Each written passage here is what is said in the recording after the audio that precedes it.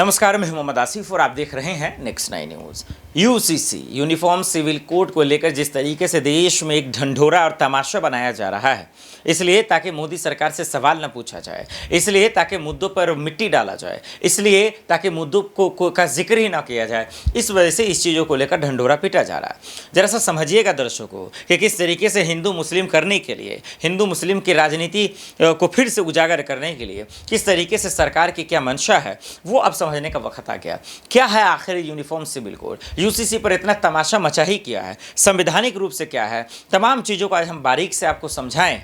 लेकिन उससे पहले मौलाना इस चीज़ को लेकर क्या कुछ कह रहे हैं, जरा गौर से सुनिए। मुस्लिम पर्सनल लॉ बोर्ड की ऑनलाइन मीटिंग हुई यूसीसी के मुद्दे पर और इसमें कई बातें आई हैं सामने और इस सिलसिले में बोर्ड की तरफ से प्रेस नोट जारी करके आप लोगों से तो उससे मुतला किया जाएगा कोड के ऊपर।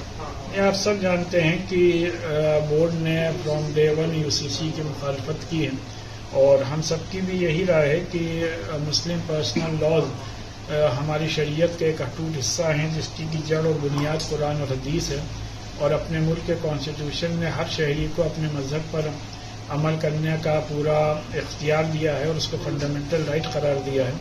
लिहाजा सब मुसलमान ये चाहते हैं कि हमारा जो ये हक़ है, जो बुनियादी हक़ है, ये बरकरार रहे और हम लोग एक अच्छे माहौल में अपने मुल्क में अपने मज़हब पर, अपनी शरीयत पर, अपने पर्सनल लॉज पर अमल करते रहें। और सिर्फ ये मुसलमानों ही के लिए नहीं है बल्कि बहुत सी और लोगों ने, कम्युनिटीज़ ने, ऑर्गेनाइजेशन ने और कुछ स्टेट्स ने भी उसकी मुखालफत की है। लिहाजा हम ये समझते हैं कि अपने मुल्क में यूसीसी की कतई तौर पर कोई ज़रूरत नहीं है और ना कोई ऐसा। सुना आपने? भले ही मौलाना हो, पंडित हो, तमाम लोग हो, ये कहें कि हम इसका विरोध करेंगे, ये गलत है, ये मुसलमानों के लिए गलत है, लेकिन सच्चाई यही है कि जिस इंटेंशन से, जिस इरादे से यूसीसी को लाया जा रहा है, इसको आप हम समझ सकते हैं कि सिर्फ और सिर्फ वोट बंटवाना ही है। क्योंकि अगर इसका मकसद जनसंख्या रोकना है, अगर इसका मकसद वाकई में अगर रोकना है तो बहुत सारे कानून थे, पहले भी हो सकते थे और इसके लिए सबसे बेहतर रास्ता एक एजुकेशन है। लेकिन हम अब जानते हैं कि हिंदुस्तान के एजुकेशन सिस्टम का हाल क्या है, बद से बदतर पड़ा हुआ है।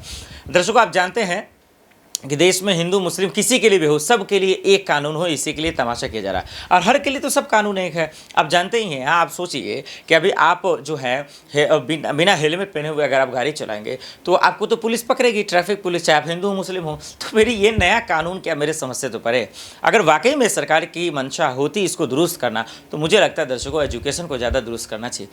अब यूसीसी को लेकर, यानी यूनिफॉर्म सिविल कोड को लेकर एक से बढ़कर एक राजनीतिक विशेषज्ञ हैं, एक से बढ़कर एक जो है सूचकार हैं, खूब अपने अपने ज्ञान इस पे दे रहे हैं। लेकिन दर्शकों आपको समझना पड़ेगा कि सरकार की इसको लेकर मंशा क्या है, यूसीसी पे क्या मचे बवाल के बीच में क्या कुछ थमता नजर आएगा, इस पर हमें कमेंट कर जो बताइएगा। साथ ही ये भी बताइएगा कि इसका हल कैसे निकलेगा। देश दुनिया की बड़ी खबरों के लिए देखते रहे नेक्स्ट 9 न्यूज़। नमस्कार।